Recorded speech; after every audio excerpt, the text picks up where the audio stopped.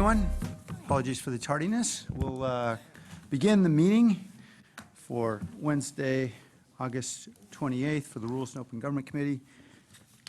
And we have a quorum. Everyone is present on the committee. So we'll start with a review of the final agenda. The draft agenda for September 10th. I'll ask my colleagues if there are any changes starting on pages 4 and 5.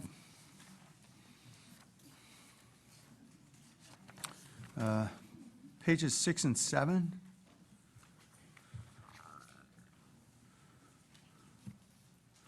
If you'd like to speak on this or any other item, just submit a yellow card and we can call you up when it's called. Pages 8 and 9.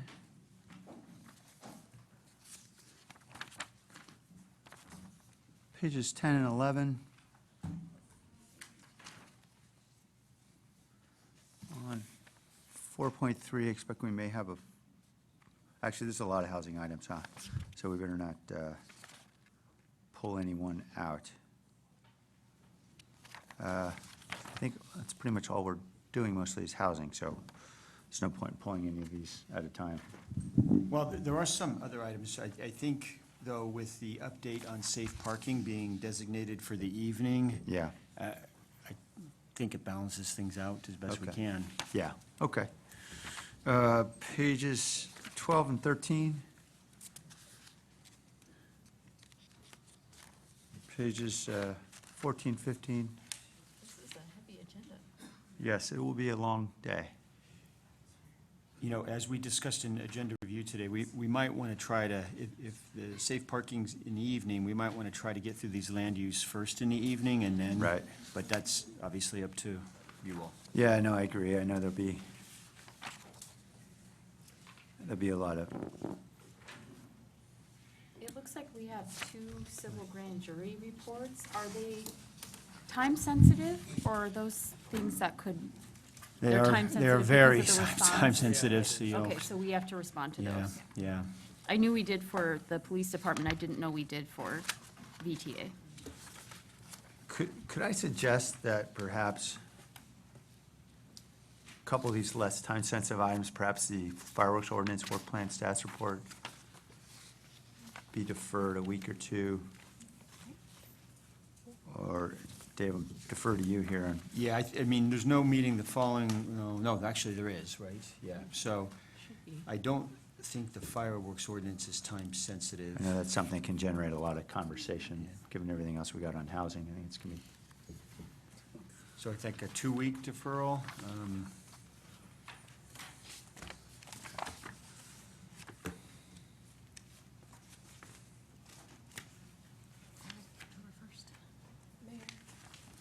Yes, Councilmember Hens? We haven't gotten there yet. Oh, yeah, we're going back, I forget. I was thinking about the stormwater permit annual report, since it's a report, maybe we could defer that one. Is that time-sensitive, Dave? You know, I think it might be actually, Yeah, it's saying it has to go present. yeah, it does. Yeah, I think that one has to move forward. Just in looking ahead, it's not going to get any easier. Yeah, I get it. So I'm a little worried about some of these. I mean, the 17th looks like it's going to be a heavy agenda. September 24th, we've already kind of designated as a housing day. We sent an info memo to the council. You know, October 1st looks a little lighter. Right. So that's kind of the way the lay of the land looks right now. Okay.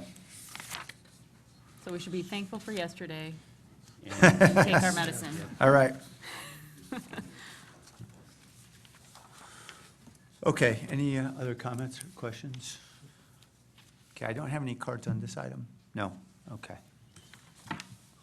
We'll entertain a motion. Did we decide Yeah, to we defer have. that 8.1 or not? Yeah, I think we're okay deferring that. That's, Okay. Yeah, Fireworks ordinance, okay. I'll move to approve the Tuesday, September 10th agenda, deferring item 8.1. Is there a second? Second. All right, all in favor? Aye. Any opposed? All right. Are you abstaining, Councilmember Cummings? No abstaining. All right.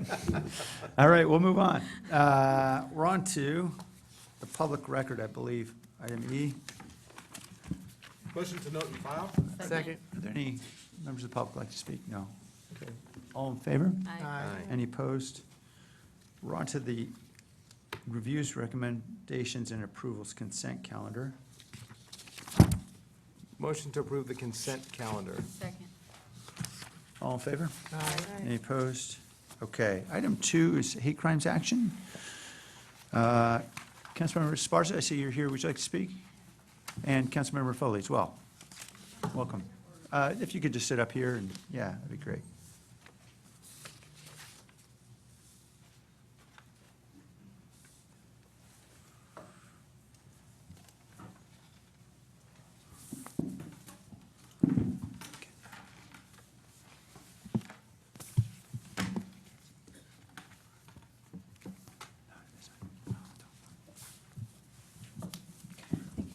Welcome. So, thank you for this opportunity today.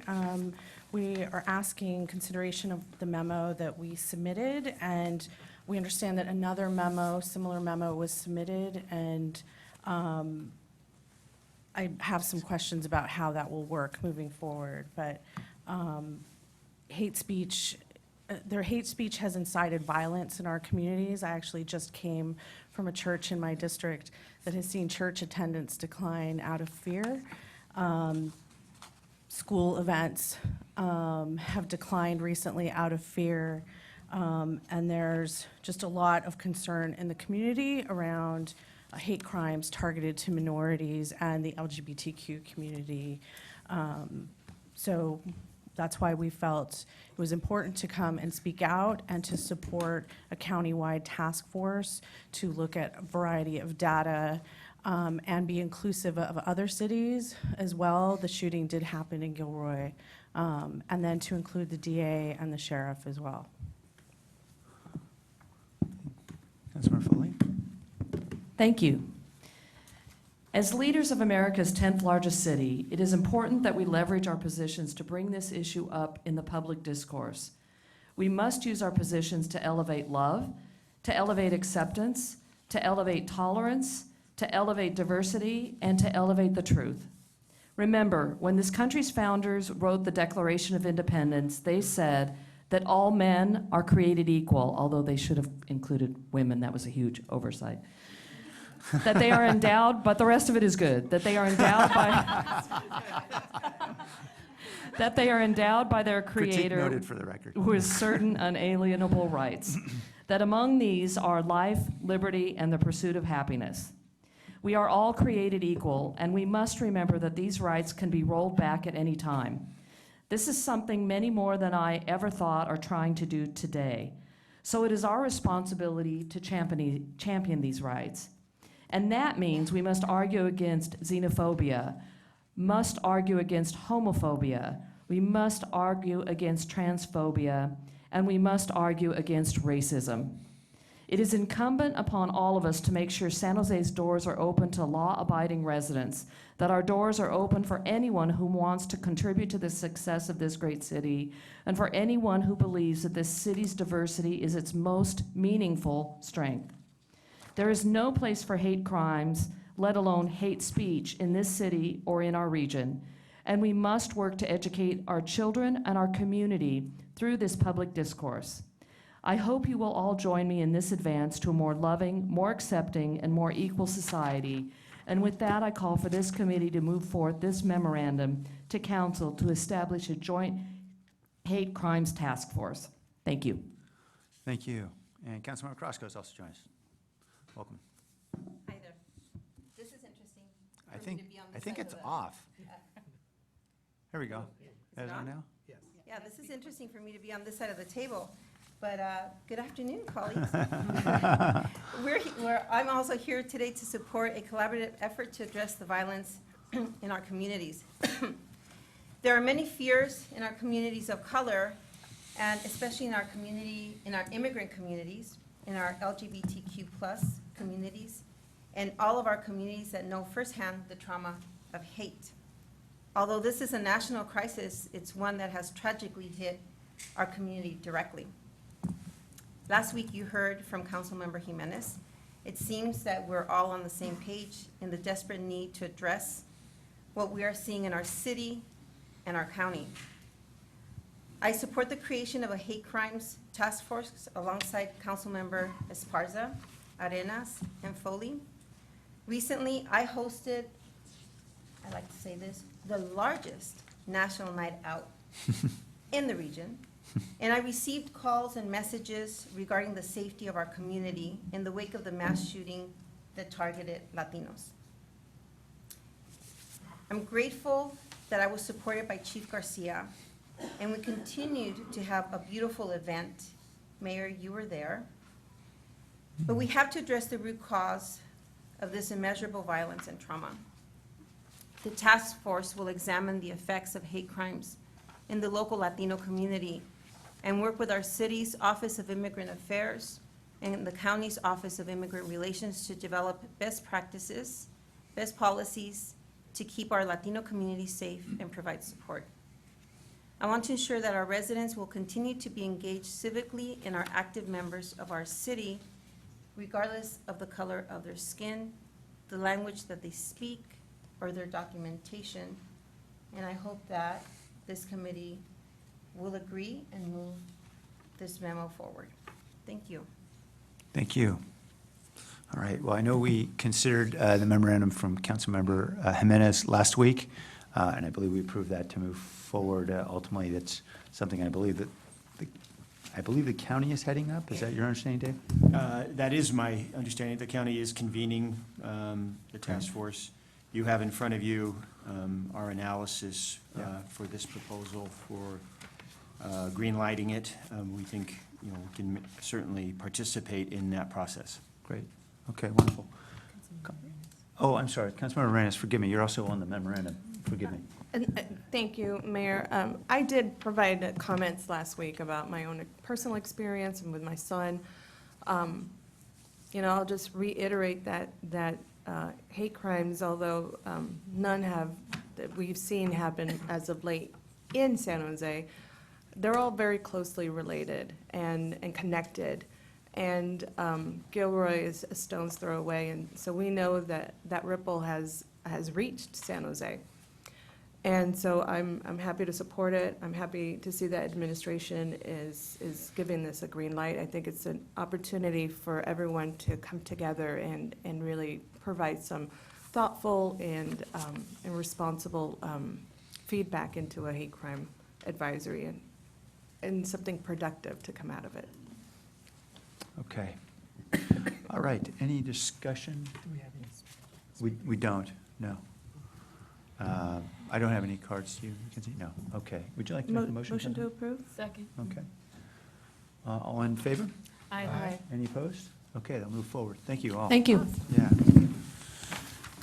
All right, item 3 relates to the CRISA work-study agreement. I think the memorandum is self-explanatory. Dave, I know you guys have already been doing this work, it looks like.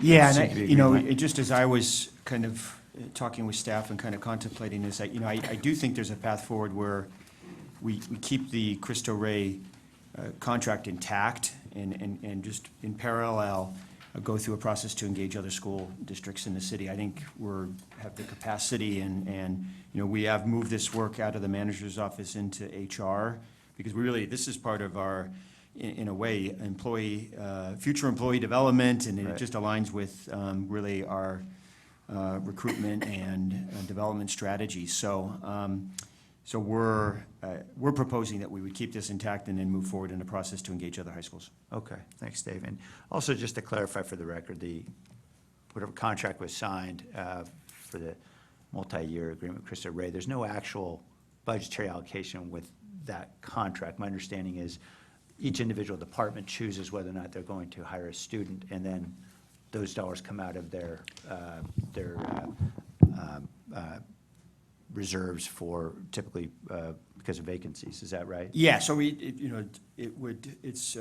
comes out of the individual department's personnel budget, and as you know, we have vacancy savings that can be used for interns and in consultant work, so that's how it would be funded on an individual basis. So there's no additional appropriation necessary. Okay. Okay, comments or questions? Councilman Campos?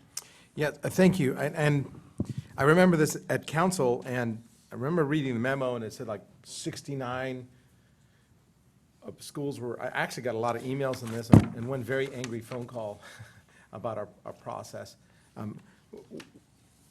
Was it a fair process? I mean, that's what people are telling me. It was, to me, reading the memo over and over again, it looked like a fair process to me. But I wanted to know, from your point of view, if you thought it was a fair process. Well, I think fair, yeah, I think it was a fair process. I do think that our outreach fell a little short, and so, the city does a lot of procurements and a lot of different types of ways engaging, and so I think we do see an opportunity to do a little bit more robust outreach, and that, will get others to the table. So do you think that the RFP process potentially needs to change in some way? I'm not sure, I want to use this as a learning experience, I don't want to not learn from this experience. Yeah, I'll just say, It's what can have gone better. yeah, and it's not uncommon on various types of procurement for us to do a targeted type of outreach, whether it's for consultants or even construction. And, do we have the capacity to do that in all cases? No. Although I do think that when we do an RFP and people feel left out of that, then I think that is a sign that we need to kind of improve the outreach process to make sure people aren't feeling left out of our processes.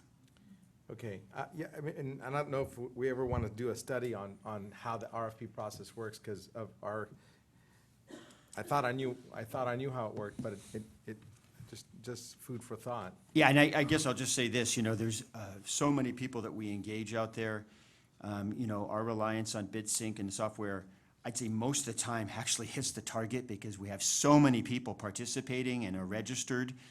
There are times with kind of unique type of procurements that maybe that doesn't hit the target, but I'll tell you, we do thousands and thousands and thousands of procurements, and I don't think you're hearing very often that, people aren't notified of them. So, but there are times where, like I said, in this case, I think we see a different approach for moving forward. Okay. Yeah, maybe I just offer, just based on my own limited exposure to this and in my conversations with folks, I think the challenge is this was a square peg that was being fit into a round hole.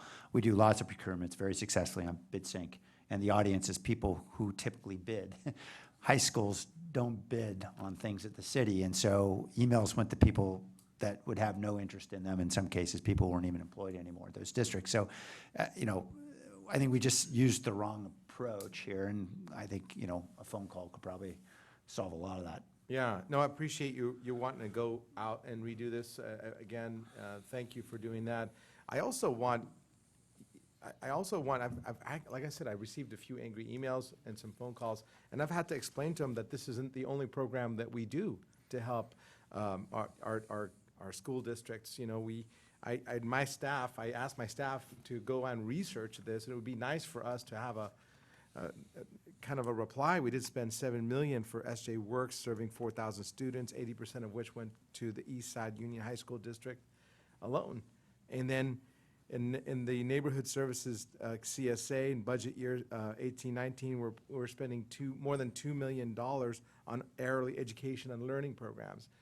And that has nothing to do with what this program is. And so I think the fact that some of these school districts are feeling left out, I think they should have the full picture of what we are doing to help education, because I don't want the world to know that we're not doing anything.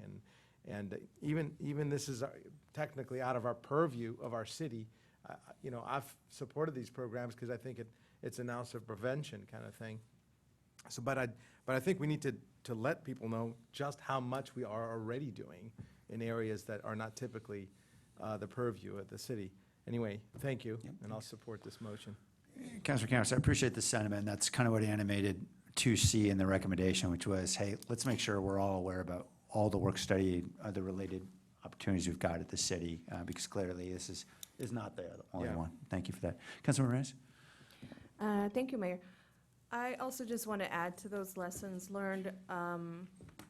When we deal with schools, and I see this every May or April, school systems kind of wind down around April, May, right? And they're trying to wrap up the end of the year. And so I just like to point that out as well. Like, so in this RFP and future RFPs, if we can just keep the timing as well. Maybe, we are not conventional partners for RFP, or schools aren't our conventional partners. But so we have to learn what is convenient for them or what works for them. And I think the timing, I think, had a lot to do with maybe the lack of folks who came forward. I'd also have a question. How will you fold in other school districts or high schools? I think that's what you said earlier, that Cristo Yeah, I Rey think, wouldn't so I be- think what we're talking about here is kind of leaving Cristo Rey intact. Sure. There's nothing to prevent us to do a parallel process to engage other schools. So I think, we'll do that outreach, make sure we're hitting those contacts and provide that opportunity. I see. So then departments would have an option Yes. of a variety of options. That's correct. Oh, wonderful. Yep. So, we had our first San Jose Works interns from our local high schools this summer, and I thought it was just a lot of fun. I think it's also a very good way to introduce public service and create a future pipeline for our local government. And so I'm really happy that we're going to expand it and hopefully have other high school students involved. So, wonderful. Thank you. Okay, there has been a motion, is that right? All right, on the motion, all in favor? Aye. Any opposed? Okay, item 4, which I believe an awful lot of folks are here to talk about, is the Title X funding gap. And council members Arenas and Carrasco brought this memo forward. Would you like to speak, Councilmember Arenas, on this? Or Councilmember Carrasco? Yes, I'll defer to Councilmember Carrasco, and I would like to speak on this, but provide that. Thank you so much. Mayor, I don't know if we want to hear from those that have submitted cards first? or- Sure, whichever you prefer. Yeah, we'll go ahead. Okay, and all right, you'll- just to ask everyone to come up as I call their name. Everyone has 2 minutes to speak. Brian Wheatley, followed by Cole Wilbur. Forgive me if I can't read the last name terribly well. George. It looks like Lycia, I may again not be reading correctly. Adrian Regard and Stacy Cross. Hi, Brian. Good afternoon. I'm here in support of the memo by Council Members Carrasco and Arenas, along with being very much in favor of a woman's right to choose. Just a quick story about how Planned Parenthood has positively affected our family. Our eldest, when she was 18, she transitioned, and we took her to Kaiser, and Kaiser sent her to an OBGYN. So I'll pause for a moment for any gentleman in the room who don't understand how crazily ridiculous that is. She had some trans friends who said, go to Planned Parenthood. And Planned Parenthood in Santa Cruz, gave her the counseling she needed, prescribed hormones that she needed, and Kaiser did sort of redeem itself. They fulfilled the prescription, which was wonderful. And Kaiser has gotten much better in the last dozen or so years, and Nessa is 31 and doing wonderfully well in New Orleans. Thank you very much. Thank you, Brian. Cole? Thank you. I'm Cole Wilbur. I'm with the David and Lucille Packard Foundation and was the president there for 23 years and a trustee for 15. And one of the groups that we supported the most in San Jose is Planned Parenthood. And there are some 36,000 low-income people that are is that enough? No, anyway, that are in San Jose that really need the care. And yes, Packard Foundation can help, but I think the city can really make a difference. And so we'd like to work with the city and continue to work with them on a variety of issues as thing goes by. The Packard Foundation, as you say, David Packard was Hewlett Packard and was willing to, in Lucille, they really wanted to make sure that things were done right in their community, and San Jose is certainly part of the community. So I really urge you to put the money into Planned Parenthood and help the women that need it so much. Thank you very much. Thank you, sir. George? Welcome. Hi, I'm George Lucina. For almost the last 10 years, I have been volunteer escort at Planned Parenthood. And if you have a whole afternoon, I can tell you why. But for this purpose, I think what I'll share will be more my observations that I can make as an escort. Where if you aren't familiar with it, escort is somewhere combination of security, information, parking attendant. So basically, I see pretty much everybody who comes in. And my escort training basically told me these are the things that Planned Parenthood does in approximately these proportions, and things that I have studied since then have essentially confirmed that. And although I can't tell you what people coming in are coming in for, number one, because I'm not supposed to ask them, number two, it's not by my business nor anyone else's, but I can tell you the things that they're not coming in for. And I base that upon their gender, their age, their particular family situation.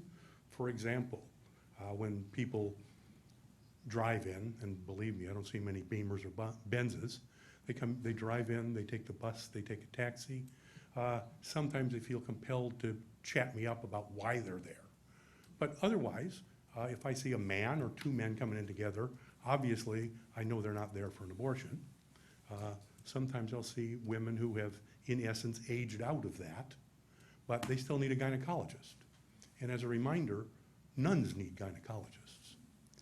And sometimes I'll see families with 2 little kids and a very pregnant woman, and my best guess of why they're there is to get their kids vaccinated. And I would certainly like to see that continue, and my primary objection to a lot of the discussion is the last thing we need is not to be able to talk about such things. Thank you. Thank you. Thank you, sir. Mr. Gard, followed by Stacy Cross, Laura Diaz, Dolores Alvarado, and Tanuha, I believe it's Bahal. Hi. Yeah, I'm one of those ladies who've aged out. I wanted to tell you a little bit of my history. I moved here after a couple of decades of absence in 2008, and my husband and I started a new business here in San Jose. And in the midst of trying to find new housing and start the new business from the ground up, and Lehman Brothers trashing and burning the entire economy, I found out that my mother had uterine cancer, and I needed to go get some tests done, the kinds of things I'd been putting off. So, not knowing anywhere to go, not having transferred any of my medical records yet, I went to Planned Parenthood. And I had the tests done, and I paid the bill, and I was glad to pay the bill because I knew somebody out there in the waiting room who wasn't going to be able to pay the whole bill got a smidge of the money that I spent. So I have daughters, I have nieces, we're fine, we all have insurance, but there are a whole lot of people who didn't get that business up off the ground, who don't, and they need that money. So as a person who pays the money in, and I'm kind of voting to say this is how I think it's a good way to spend it, I hope you can find that extra money in the budget. Thank you. Thank you. Ms. Cross? Mayor and council members, I'm really happy to be here today in support of this amendment going forward. I am a resident of San Jose, and I'm also the CEO for Planned Parenthood Marmonte, which is the largest Planned Parenthood in the country. And again, I just want to express the gratitude for your consideration of these funds. What it will do is it will support our 4 neighborhood health centers where we serve 36,000 patients a year right now. And I want to make sure that you understand the reason Planned Parenthood here and all over the country walked away from these funds is because Title X funds are now gagged. It's the first time in the United States ever that medicine has been gagged, and we are not going to not tell our patients all the obvious information and medically accurate information, and we're never going to gag our medical providers. Title X services, we offer a whole range of services. We offer birth control, life-saving cancer screening, STI testing and treatment. As it was mentioned, we offer vaccines, HIV testing. But at these 4 health centers, we also offer full primary care services for all genders, for all incomes. And we need these people to continue to be able to come and to access services. We never turn a patient away. We provide these services in partnership with Santa Clara County Health Plan, and we're happy to do this. As a vital member of San Jose community, we want to continue to provide these services, and we also want to thank, and we are really especially happy that you're considering this. It's really important both for San Jose, because we want to continue to provide these services, and we want to make sure the services are available for everybody that needs them, especially the most vulnerable. Thank you. Thank you, and thank you for your work. Welcome, Ms. Diaz. Good afternoon, Mayor and City Council members. My name is Dolores Alvarado. I represent an association of community health centers in Santa Clara and San Mateo County. Planned Parenthood was one of the founders of the association back in 1993, and a little secret, the city of San Jose funded the organization. It's now primarily funded by foundations. There are 10 organizations, and I am here, and they're all very clear through their emails to me in direction to come and support Planned Parenthood on their behalf. So you have 9 other organizations who are supporting Stacy and her team, but most importantly, the patients that were described. And I also want to verify that one of the goals and one of the activities we provide for Planned Parenthood and all our other clinics, in addition to advocacy, is training around moving, particularly around the Affordable Care Act, when that happened, moving from family planning services to whole primary care. So every service that Stacy just described to you, I can attest that it's absolutely true, because our medical director and our staff took the staff through a 2-year training in preparation for that under the Affordable Care Act. And honestly, I was absolutely pleasantly, shockingly surprised that they were able to do that in such a short period of time. And the reason is the quality of their staff, the quality of their commitment, and the need is there. There's no question. Most of the clinics target a very particular population: ethnicity, language, culture, lifestyle, etc.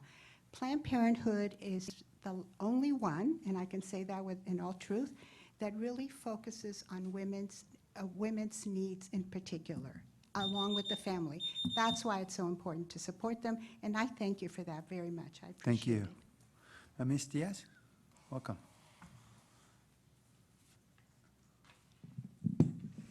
Hi, my name is Laura Diaz. I work at Nextdoor Solutions to Domestic Violence, and thank you for inviting us to speak today. As we know, Planned Parenthood was forced out of the Title X program, the nation's only dedicated program for affordable birth control and reproductive health care.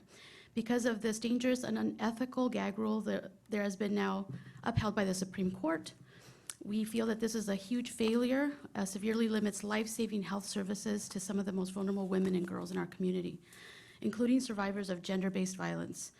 Reproductive health is reproductive justice, as it seeks to fight against all forms of sexual, reproductive, and maternal oppressions that affect the lives of women, girls, and their communities as well. We are extremely proud to see Councilmember Carrasco and her colleagues take leadership by proposing emergency funding to ensure 36,000 women and girls will not be denied access to life-saving services. The proposal demonstrates also that the City of San Jose's commitment to building a sustainable economy also includes specific efforts to address the health and safety needs of its residents. On a personal note, in November, I was fired from a job that I was at for 13 years. The biggest concern for me was healthcare. I had 2 years prior had a hysterectomy, and I knew that I had appointments coming up. And for us to be able to pay healthcare was to choose between paying for healthcare or paying our mortgage. And so I went without healthcare. And I did go to Planned Parenthood during those 5 months where I was unemployed. And it's a privilege to have healthcare. It's a privilege to have that. And to take that away from our community is unethical and unjust. So we urge you to support this proposal today. Thank you. Thank you. After Tanuha, I'm sorry, I mispronounced it. I'm not going to try the last name because I can't quite read it, but thank you for coming. After you is Protima, I want to say Pandey. Please forgive me for mispronouncing your last name, Protima. Karen Grove, Nicole, looks like Idris, if I'm reading it correctly, and Bonnie Sujiyama. I'm Tanuja Bahal, Thank you, and Tanuja. I'm board chair for Planned Parenthood Marmonte. Thank you. And thank you so much for considering this proposal. Thank you, Mayor. Thank you, council members. On behalf of 36,000 patients and the 4 clinics we have in San Jose, we're very grateful. And also on behalf of the board, I'd really like to thank you for your support. And, you know, San Jose has been very supportive of all our clinics, as Dolores mentioned, even reproductive justice for many years. So I hope you'll continue to do that in this case as well. Thank you very much. Thank you. Good afternoon, honorable mayors and council member. I am very honored to be here today. My name is Protima Pandey. I'm the director for the county's Office of Women's Policy, and I'm here to urge the committee to please support the proposal by Councilwoman Arenas and Carrasco. As we reported to the Board of Supervisors on May 21st, 2 essential points that I want to share with this committee. Planned Parenthood is the largest reporter and treater of STIs in Santa Clara County. We know through all of the public health reports in the last 4 years that STIs are on the rise. And we are going to harm the population that is looking for this vital health care service. The second point that I want to share with this committee is that because of the change in Title X funding, not only are we seeing Planned Parenthood not be able to get the funding, but we have seen that there is a provider who did get Title X funding who says in their specific funding request that they do not provide any treatment or services related to pregnancy and/or safe sexual health. And that is the harm that we are going to perpetuate if we do not support this proposal. Because right now, we have Planned Parenthood unable to get the Title X funding because of the gag rule, and we have a different provider that is here to change the way our communities need their healthcare services. So I urge this committee to consider the gap as well as the harm, because it's a twofold problem that we're dealing with. I thank you for your time. Thank you. Welcome, Ms. Grove. Hi, I'm Karen Grove, and I want to start by thanking you. I'm sorry, Karen, if I could just stop you for a moment. Pandit, I believe the woman who just spoke from the county, I'm sorry, Protima, please forgive me. Could I ask you to stay for just a minute or 2 more? Because I think we're going to have questions about the county and what the county is willing to do. Or if there's someone else from the county who can answer them. Okay, thank you. I appreciate you staying. I'm sorry to interrupt you. Oh, no Thank problem. you. I'm Karen Grove. I am a board member for Planned Parenthood Marmonte. I have been for 10 years. And I really want to thank you for bringing this proposal forward and urge you to approve it. I have so many connections to Planned Parenthood. I'm a board member. I'm a breast cancer survivor. I'm a child of immigrants. I'm a child of actually a refugee as well. My parents are European Jews who survived the Holocaust, so I also want to thank you for the Hate Crimes Commission decision you just made. And I've been a Planned Parenthood patient both in my 20s and recently because I wanted to know how good our services are. And they're wonderful. I felt so heard and so taken care of. and I have excellent health care. But at Planned Parenthood Marmonte, I felt incredibly respected and cared for. So as a board member, I'm also the chair of my family's foundation, which was founded by my parents, Andy and Eva Grove. And we have long history of family support, foundation support, my personal support for Planned Parenthood. It's a wonderful organization. I thank you so much, and I encourage you to approve the proposal. Thank you, Karen. Welcome. Good afternoon. Thank you, council members Carrasco and Arenas. My name is Nicole Andreas. I live in District 8. And Councilmember Camas summed it up nicely, that an ounce of prevention is worth a pound of cure. And I understand that funding healthcare is outside the purview of the city, but this emergency, it's impacting 36,000 of our residents imminently and 4 health centers, calls for our and merits our immediate action. Thank you. Thank you. Welcome. Bonnie, after Bonnie is Janine Nguyen, followed by Lisa Little, Pat Curia, Robin Rummer, and Cindy Giles. Good afternoon, everybody. My name is Bonnie Sukiyama, and I'm the director of the Pride Center and the Gender Equity Center at San Jose State University. I'm also on the BAMEC board and on the board of Adolescent Counseling Services. I come to you not as a member of any of those organizations, but to tell you about my experiences working with students and youth in this area.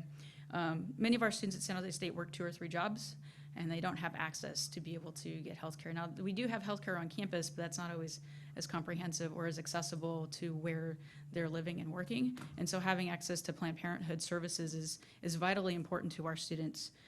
Being able to have access to contraceptives, to STI testing and reproductive health care, and especially for our trans students, we have some services on campus, but it's, like I said, it's really helpful to have access to healthcare where they live and work. And for services to be able to be where students can make decisions for their own health, where there's not gag orders in place, where they're not being told what they should or shouldn't be doing. So thank you very much for hopefully supporting this, the money towards this. Great, thank you. Welcome.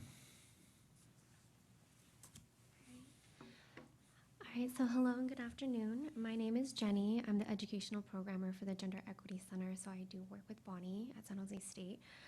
I really want to echo what Bonnie was mentioning and how important it is for our students to receive this important health care provided by Planned Parenthood.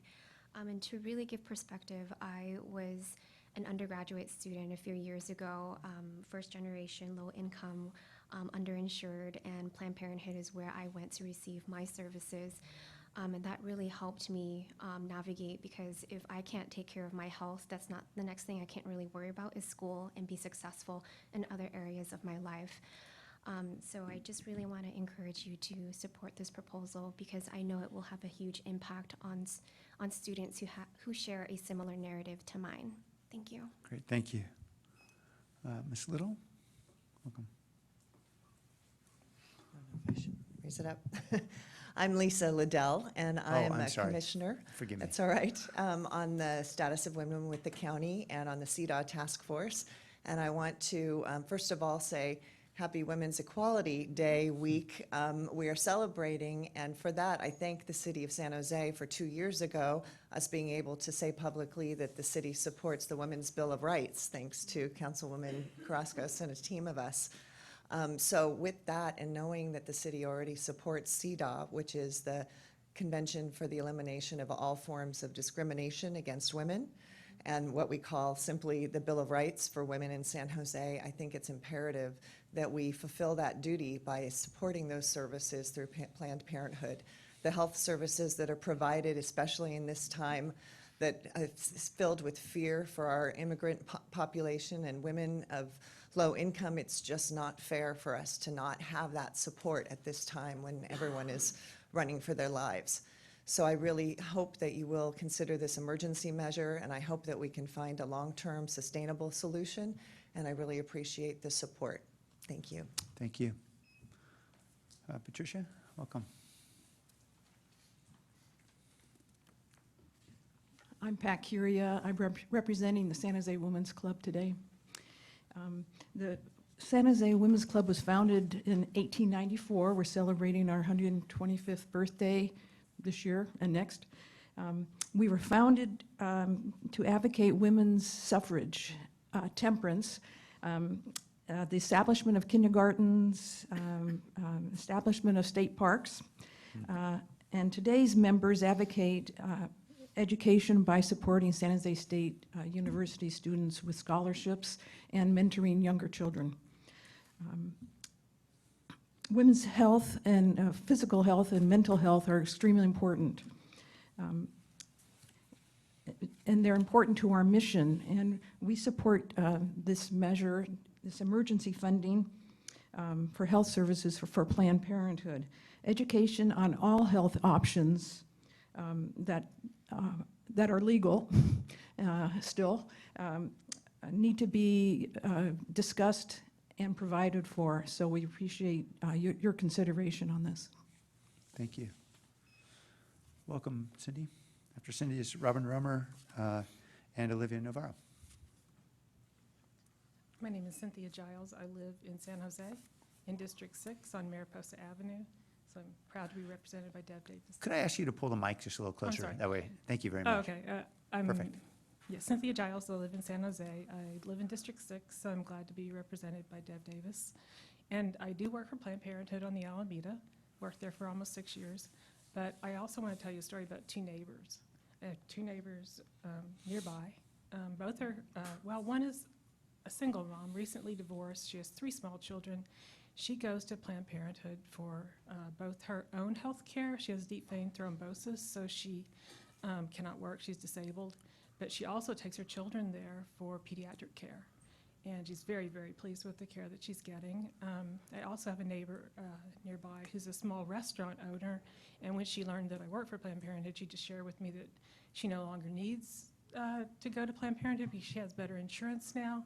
But at one time in her life, she depended on Planned Parenthood for her health care. And so those are the stories I want you to hear about. These are real people that live in my neighborhood. And thank you very much for considering this proposal. Thank you. Welcome. I submitted my card for open forum, but not this one. Oh, But I'm sorry, Robin. I'm very supportive of everything all the other speakers said. All right. Very thankful for them speaking here. I'll call you up shortly. All right. Stay tuned.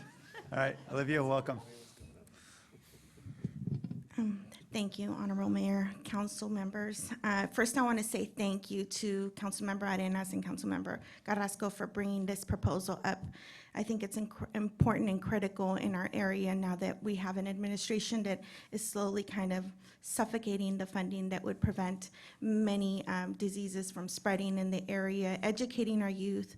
And I kind of want to share something about 2 people that are District 6 residents as myself.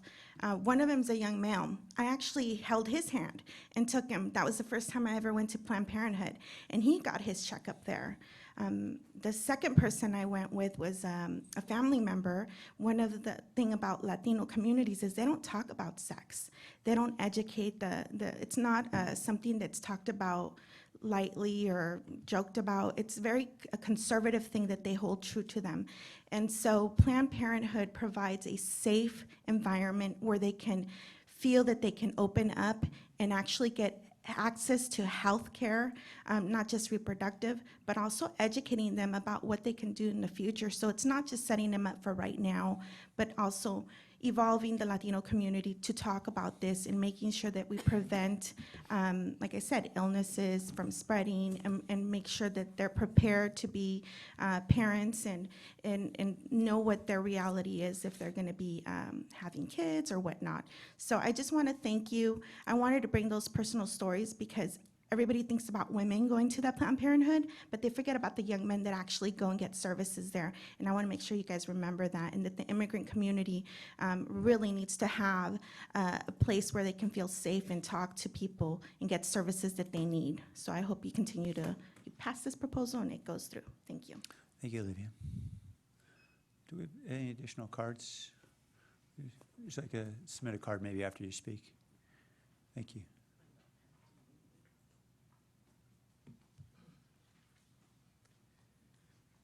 Like Olivia, I wanted to represent people who haven't been brought up already. Obviously, the unhoused community, this is a primary source of healthcare for them.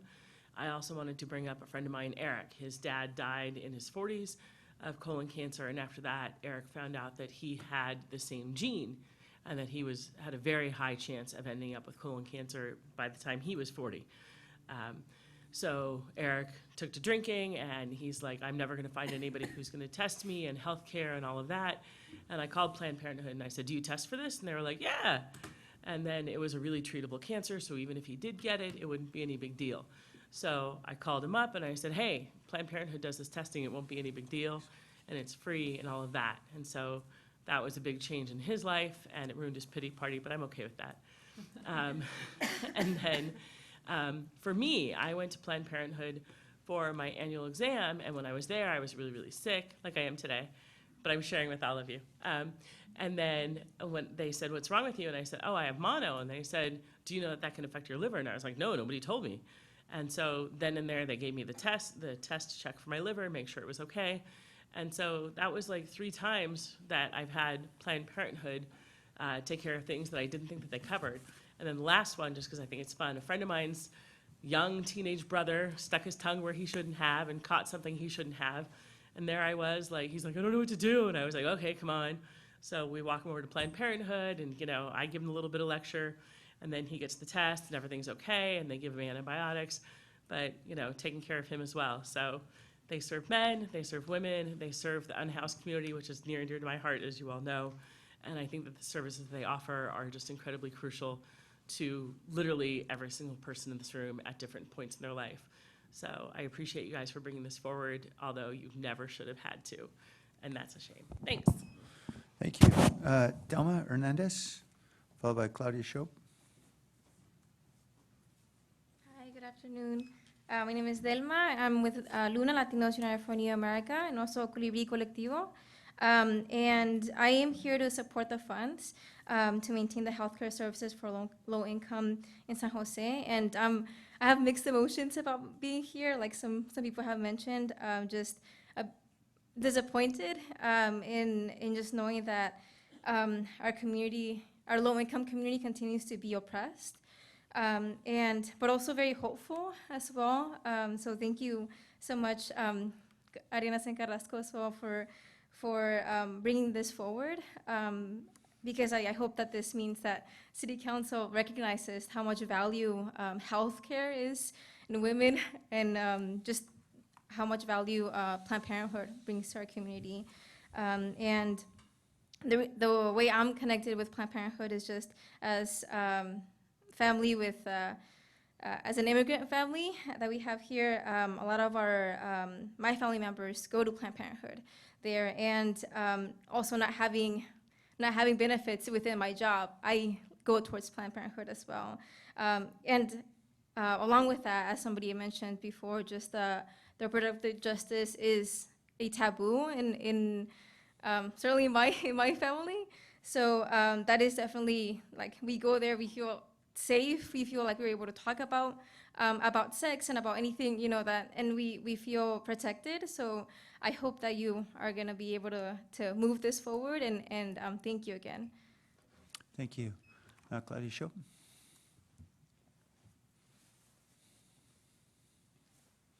Hi, my name is Claudia Shope, and with all the cuts that we've been facing and with the horrible things that Trump has been doing to try to strip women of any health care, we really need other people to step up and other communities to step up, such as the city and counties. Planned Parenthood has been such a valuable entity, and they provide services when no one else will. And I have been involved many years with, on the periphery. They have been great in terms of providing me with information to provide to the Democratic Central Committee and what's happening. We really need to have this funded, and I really hope that the city of San Jose will step up in a big way, because it is needed. It's just shocking what's been happening. And so thank you for bringing this forward. Women as well as men, everybody needs to be protected, and these services won't be received if if we don't step up. So thank you very much for bringing this forward. I really am glad that you have, and hopefully good things will come from this. Thank you. Bye. Thank you. All right, returning to the panel. Councilmember Carrasco? Thank you. Well, first of all, I want to thank everyone who made it out today. You took up all my speaking notes, so but I want to thank you all for coming out and making my points, because you spoke so eloquently and really from a real place of experience and of heart, but really from experience. And really, you jogged my memory, because I was a patient, and I had forgotten about that. It's been such a long, long time. And I forgot that at one point I was uninsured. And that's when I was a young student at UC Santa Barbara. And of course, when you're a young student, you're looking to see how to take care of yourself. And when you're coming of age, you can't talk about certain things with your parents. And so you do need a safe place, and Planned Parenthood is a very safe place. And fortunately, my oldest daughter, who's currently visiting me from New York, has had a great communication with me, was able to use also Planned Parenthood, but I took her there when she needed services, different services. But Planned Parenthood was there for us as well. And so it's, I was going to come and talk about policy, and I was going to come and talk about the role in the community, and then just realized how it also played a very vital role in our lives. So thank you to all those that have worked and have always advocated for Planned Parenthood, for being there for us as well. Mr. Mayor and colleagues, so you have before you a memo that Councilmember Arenas and I are proposing. And I know it's a little unconventional, because I know that the first thing that comes to mind is that healthcare is not city services. It's not filling a pothole, and it's not providing community center programming. I get that. We're not repaving the streets, which I'm very proud of that we get to do now over the next 9 years. By the way, every single street in your neighborhood will be paved. And so I understand that. And I understand that that is probably the conversation that's being had in, if you're not in the Brown Act, at least it's happening in your minds and with your staff. I understand that completely. I do believe, though, because we have 4 of the busiest clinics in the county, and as you heard from many of the speakers today, they serve 36,000 individuals, not just women, but 36,000 individuals a year. It is incumbent upon us to consider the ramifications of not supporting and collaborating with the county. We've seen over the past several years what the Trump administration has done. Vulnerable communities, communities of color, immigrant communities has prompted us to, in fact, just two items ago, propel us into proposing a hate crime task force. And that's not an accident. It's because of exactly what is coming from this administration. I'm going to remind you that what happened in Gilroy and what happened in the other shootings was not an accident. The individuals that went out there were very specifically on a mission to hunt Latinos. And so they did. And what this gag ruling has done is very specifically, it's a very specific mission, which is to attack women's bodies. And so one speaker said it, I think most eloquently. And I had an aha moment even as we were sitting here with quite a number of you. But she said it's not just the gap, it's the gap as well as the harm that we're speaking of today. What I'm hoping that the funding will propose to do is being able to educate our young people about STDs, about pregnancies, about going through with pregnancies or otherwise, understanding what your options are. It is about supporting our men in our communities who are not insured. It is about supporting entire families. It's about making sure that families are healthy in Willow Glen, in East San Jose, in Almaden Valley, which is where there is also a healthcare clinic, in District 7, and throughout the county. So with that, I will reserve any additional comments and hope that you will consider moving the memo forward. Thank you. Councilmember Reyes? Thank you. And I also want to thank everyone who came out and spoke in support and shared your own personal experiences. Along with many of you, I also, in my early 20s, was also a patient of Planned Parenthood, and I'm glad it was there for me, and it continues to be there for some of my family members. I, on an ongoing basis, dropped somebody off at Planned Parenthood Marmont, and I didn't realize that that was the clinic that this person was going to, because they were going for just comprehensive care. And I didn't realize until I actually looked at the sign, and I said, oh, this is one of the Planned Parenthood sites, right? But this person's taking care of their whole health, not just, this person's definitely aged out, but it's a whole health, and I think it's that shift that was done to the whole primary care that someone spoke about. So, I also want to recognize, like Councilmember Carrasco did, that this public health crisis is orchestrated by this administration, and we're left with a crisis that we need to fix. So it's not the county's responsibility, it's not, our responsibility. This was a federal responsibility, but here we are in this crisis. So it's really, what are we going to do? How are we going to step up? Because this gag order is not just for our service providers. It's really about gagging women's sexuality. It's about women's sexual health, reproductive health, their family planning. It really is an attack on women. And this, along with other things that this administration has done, is really feeling like we're taking steps backwards.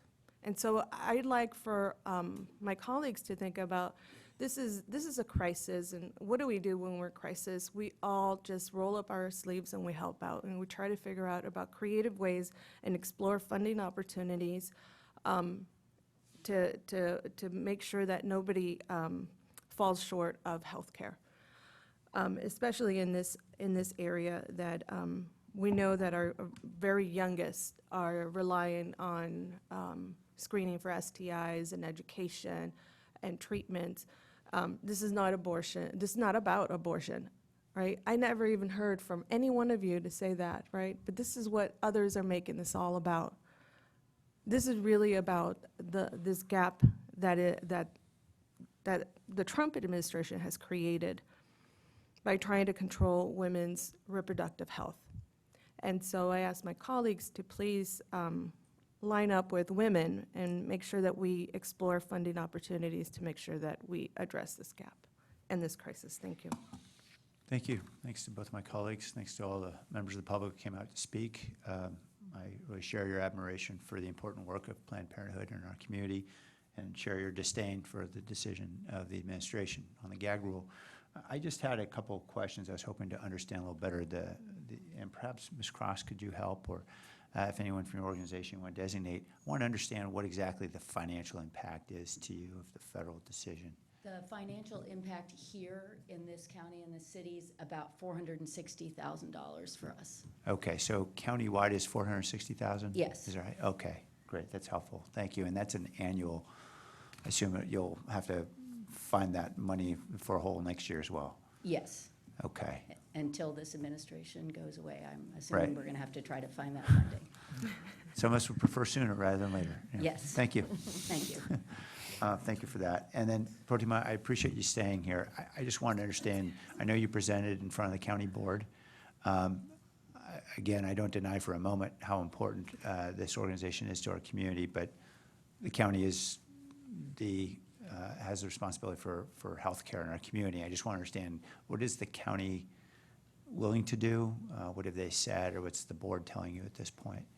Thank you, Mr. Mayor. I'm happy to stay. I do not have specifics on what the county is willing to do, but we were told to brief the Board of Supervisors in May when we found out that the gag rule will be implemented. And now that there has been a decision from the court last week and that Planned Parenthood has decided not to accept Title X funding, we are going to go back to the drawing board as well. That's all I can say, given that that's what the board filed that we submitted along with county council on the 21st of May contained. And as Stacy just testified as well, Mr. Mayor, the total amount is $463,265. I can't do I'll math. take your word for it. round it up. Yeah, Um, yeah, I'll take your word and for it. I would also like to take this opportunity to remind everybody that from the very beginning, Title X funding could never be used for abortion. What is problematic now is that the ability of groups like Planned Parenthood to provide comprehensive assistance when someone comes in and include information about abortion, that's all gone now. So imagine when you go to a doctor Right. and the doctor can tell you only one part of the possible treatments. I don't want to be that patient, and we shouldn't be in the, as system providers, we shouldn't be advocating for that, Okay. Mr. Mayor. Well, thank you, and the point's well taken. I certainly understand the challenge that's been presented here. And I guess for Dave, I believe this is a request for mid-year funding, so we wouldn't make that decision until February, is that right? That's correct, yes. So certainly appreciate the flexibility that was proposed for us to explore options and then tie this to our budget process, because it is difficult for us to, make expenditures outside that process. Right. So I think the way it's proposed, we have that opportunity to come back with some options at mid-year. Okay, and just for those who don't follow the bouncing ball of state or city bureaucracy, we make our budget decisions once a year in June for emergency-type measures and for essentially correcting whatever marginal changes need to be corrected. We have a mid-year process. for Right, and very as you're pointing limited- out, the mid-year is really our first glimpse at, obviously the council's already designated 100% of our funding. Right. Mid-year is an opportunity for us to understand what adjustments, if there's any surplus, that's our time. So, Ms. Cross, could you help us understand the timing of the need you have? Well, I'm the sorry to time- keep calling you out. Oh, I no, just- that's right. The timing is now, because we've Yeah. essentially lost that funding. So we're working hard to fill that gap. Planned Parenthood Vermonte really prepared for this, so we had a contingency plan, and we're working hard with that plan with the support of our board and our donors. But that funding is gone as of now, and so we're being creative and coming up with other ways to get that funding. Okay, to so make you're sure. looking under the seat cushions now to find whatever money you got. Absolutely. But you don't really have a pot to go to at this point with the No. money. But we have funders, we have donors that we're going to, and actually, one of the most incredible thing about our patients is our patients donate money when they come in. So many of our patients, almost all of them, give forward because they know it's really important. Right, that's wonderful. thank you for that. And then about the court process, there was some mention about lawsuits and so forth.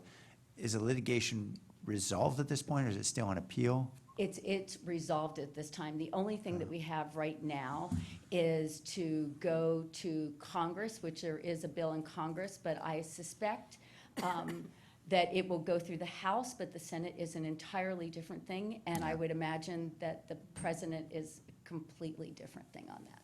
So we feel like it is a done issue for us until this administration has moved on.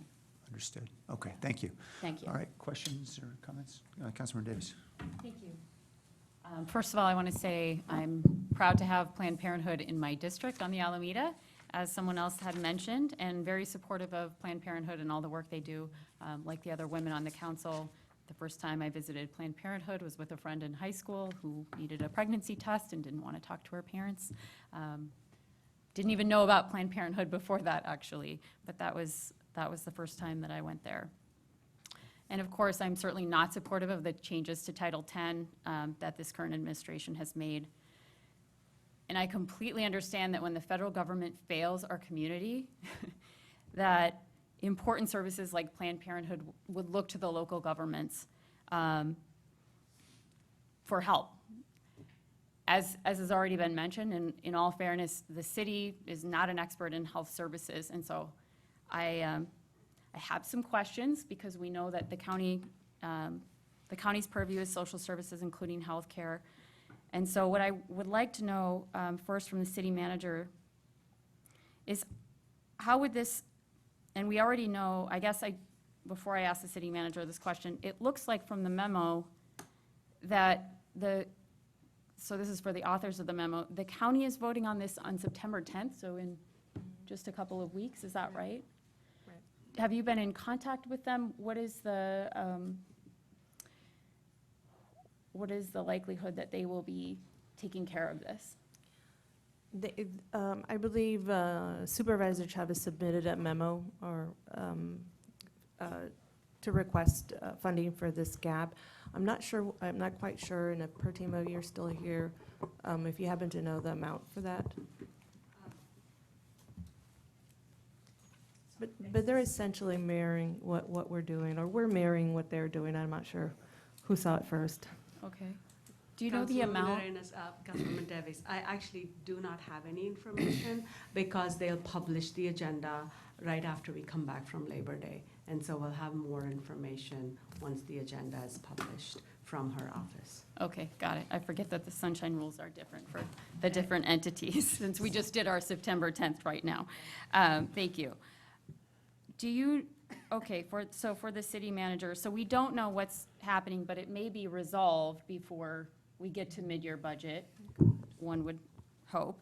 But for the city manager, how would funding this item affect the city? And that's assuming that we have some kind of surplus, right, Dave? Because if the economy slows and our projections for the budget are not right, we could be in a situation where we don't have extra money in February.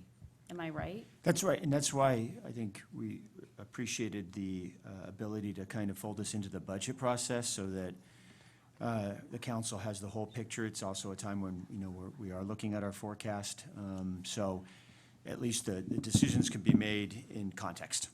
Okay, that's helpful. Lee, did you want to add anything, or?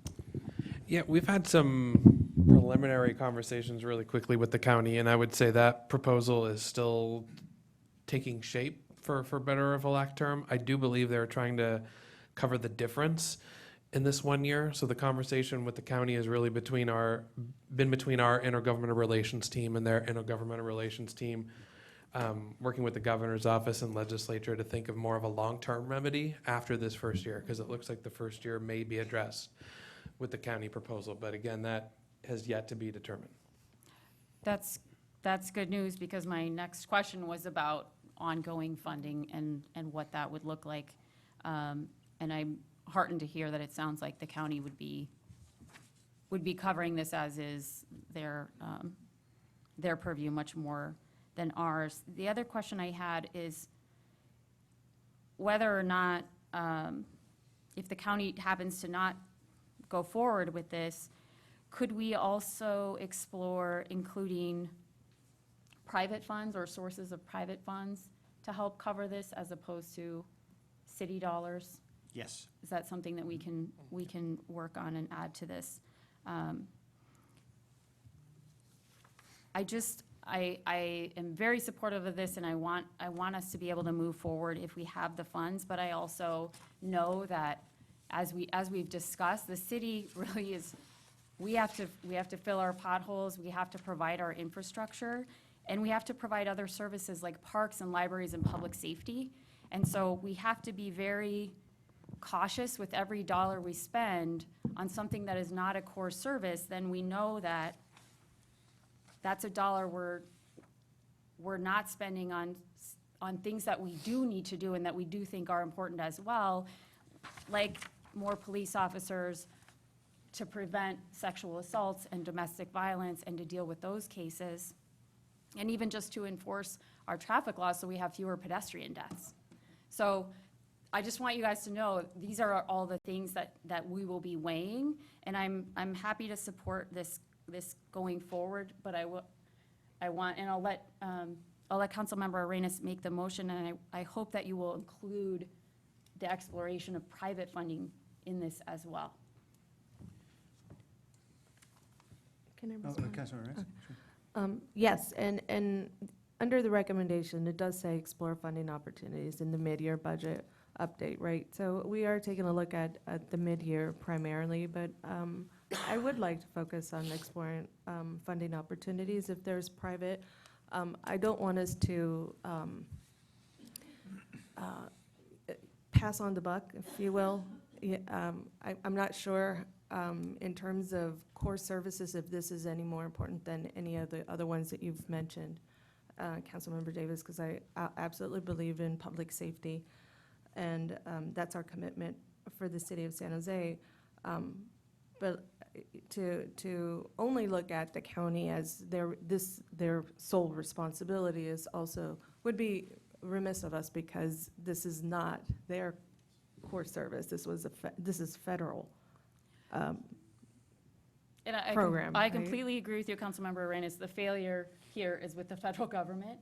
But the city is much more familiar and much more used to funding healthcare as is their mandate from the state. You mean the county? The county is much more. Sure. Yeah, I'm sorry. Absolutely, and I think we can still provide funding. We don't have to be the providers of those services. We have the providers in the room. It's the funding that, I think it's a commitment to find funding. And so whether it's the mid-year budget, but this is definitely one opportunity that we have to look at. And the other opportunity would be for us to continue to look at private dollars, right? Which I think is absolutely smart, because we have an upcoming year, and we know that this might go on for a little bit longer. Thank you. Okay. Councilor Campos? Yeah, thank you. Councilmember Davis, I think reflected some of the issues that I was thinking about. I too am very supportive of all the services that Planned Parenthood does and does for our community. And I also, it feels like we're constantly dealing with things that are coming out of the federal government almost every week on immigration, on environment, on, it seems like we're constantly dealing with federal issues here, and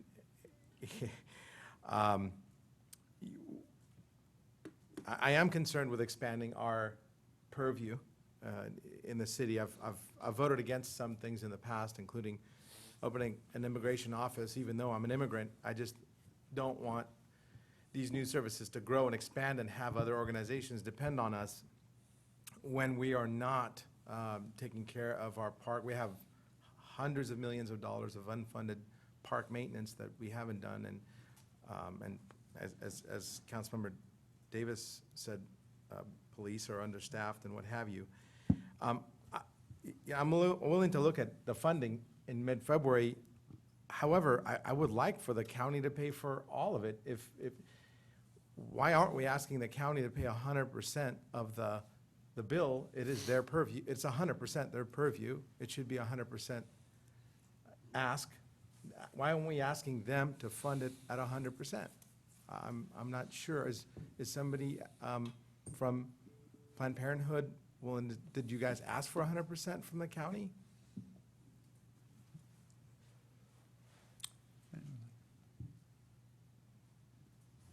Hi, my name is Lupe Rodriguez. I'm the Public Affairs Director with Marmonte, and we have not made any requests of the county. So the county has stepped in to examine, as was mentioned by the Director of the Office of Women's Policy. They stepped in and asked for a report in May when they found out about what was happening with Title X.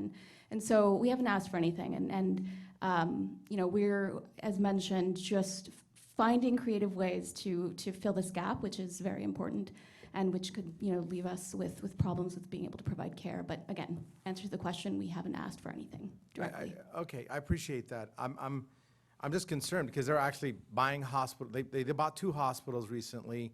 They're talking about opening up a Vietnamese clinic.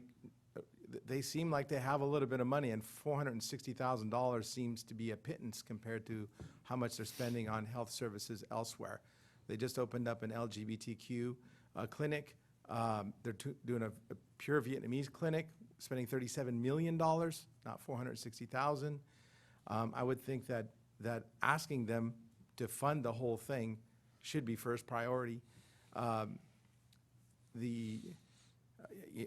worst, ask them to take a little less valet parking. They spent $4.6 million on valet parking last year, and maybe they can cut down on valet parking to pay for this. I'm just, I am going to support this, but I have serious questions about, our prerogative and our mission compared to their mission.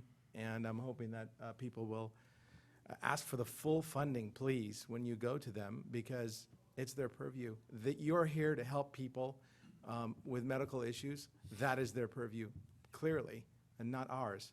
And again, I'm with you on many of the issues that you're facing on the federal government side.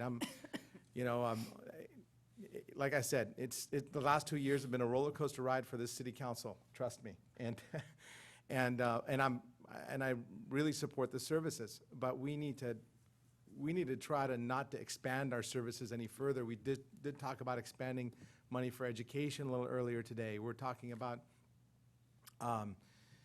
doing a program with the county for hate crimes, and it seems like our purview keeps expanding, and I want to make sure that we are funding the things that we've promised our taxpayers that we'd fund before expanding our services further, and that's my only caveat there. So, is there any way that we, in the motion, that we can ask the county to fund it 100%?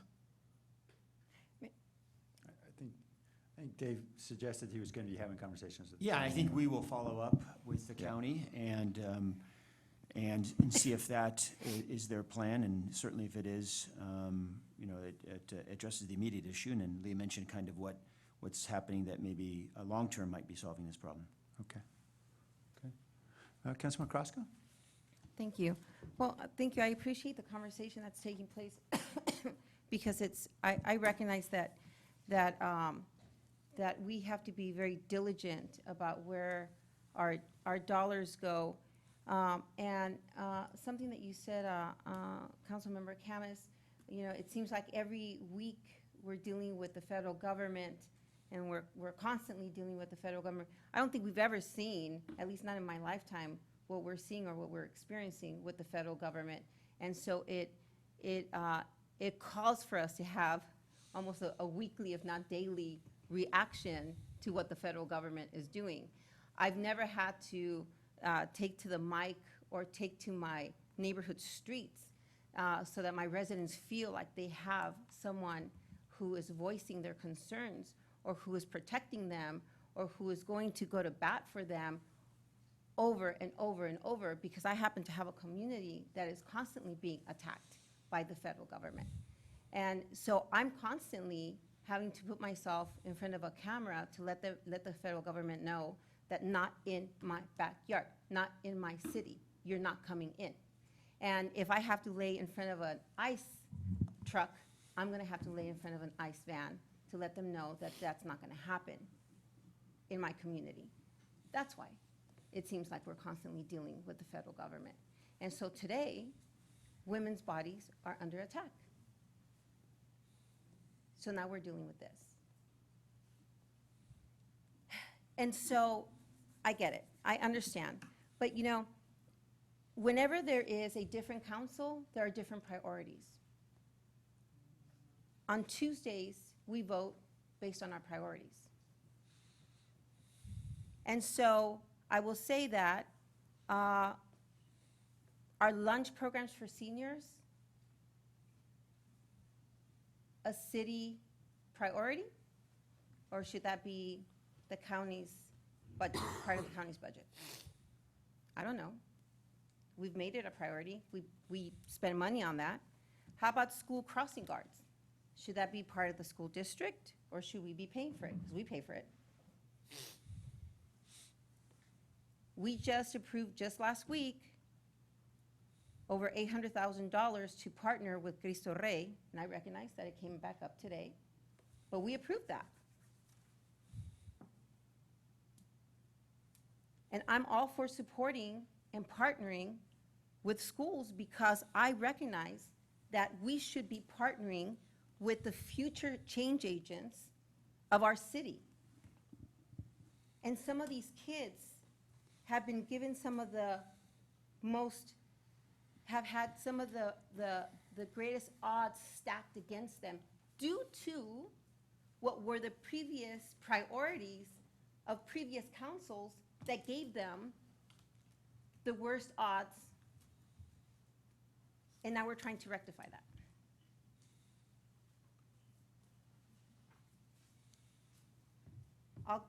I'll continue. We pay for legal services, grants to nonprofit organizations. We provide mental health counseling, gun buybacks.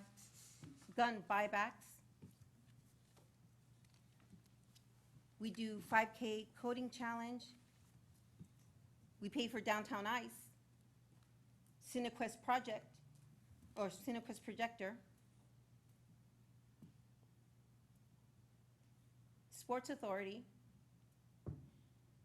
out of our own grant money from our own offices, all someone has to do is a PRA to see what we fund. Is that potholes and pavement? Is that all parks and rec? I would say that I would rather have my money go to defend women's bodies and their choices than to pay for the fireworks show that goes on in Almaden Valley. So it all depends on what we consider to be our priority. Those are the partnerships that we choose to have. So today, women's bodies are under attack. And yes, maybe the county will take care of it 100%. I don't know because I'm not in those conversations. I would like to be in partnership with our county because we serve 36,000 women. Most of them are women of color, very poor families who are underinsured or not insured at all. Young teenagers, young couples, and they live here and they live throughout the entire city. In February, we'll know more. Okay. All right, we'll also know more from conversations with the county. So I think that's the important next step. All right, any other comments, questions? Mayor, just for the record, fireworks displays are done with donations from mostly corporations. And I'm not disagreeing with you, Magdalena. I'm just asking if the county could pay 100% because it's their purview. That's all. I'm not here to fight you. I'm just agreeing with you, but I want to see if the county will pay for it. That's all. And I'm saying I'd like to have a partnership. I should also point out the 5K coding challenge, I believe, is private contributions. But, yeah, okay. Other comments, questions? Okay, there is a motion, isn't there? Motion to approve. There is now. Does that include the looking for private funding? I think that's already in progress through the city manager's office. So It's It's part of their effort. Okay, great. Yeah, and it's written up in the, Is that a in second? their Thank you. analysis. Then that's a second, yes. Okay, that's a second. Right, happy to support the motion. Okay, all in favor? Aye. Aye. Any opposed? That passes. Thank you all for coming down to speak. Okay, on the agenda left is Mr. Romer, I believe, for open forum. You've waited patiently. You have your 2 minutes of fame. You may want to squeeze that handle underneath the mic, though, so you can bring that up to you. There you go.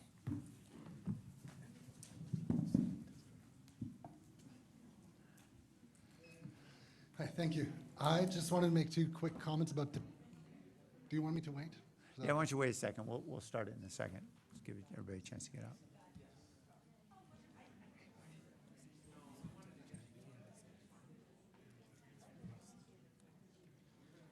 Look at that. Nice work.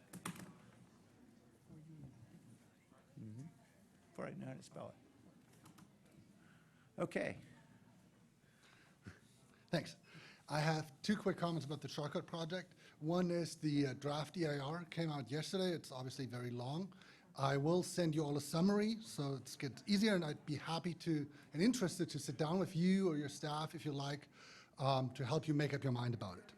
The second thing is, this morning, staff published the date and time and meeting location for the community meeting for the EIR, and there's some concerns that I wanted to share with you. So I wanted to show it on a big map, but I couldn't get it to work. Basically, as you know, Shortcut is going across 880. The community meeting is at the Berryessa Branch Library at Noble Avenue, which is on the other side of 680, basically in the hills. So if you're looking for a place in District 4 that's as far away from that project and the community as possible, that is where you put the community meeting. Yeah.